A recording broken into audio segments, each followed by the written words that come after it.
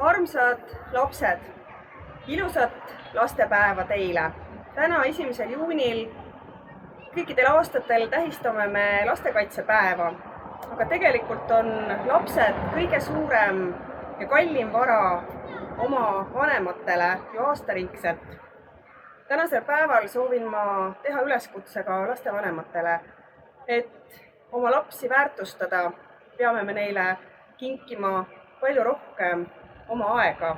Ja seda mitte ainult tänasel päeval, kus me just lastepäeva tähistame, vaid seda aega tuleb leida igas päevas. Just nii saame teha oma lastele pai ja öelda neile, et nad on meile kallid ja soovida neile eluks kõike head.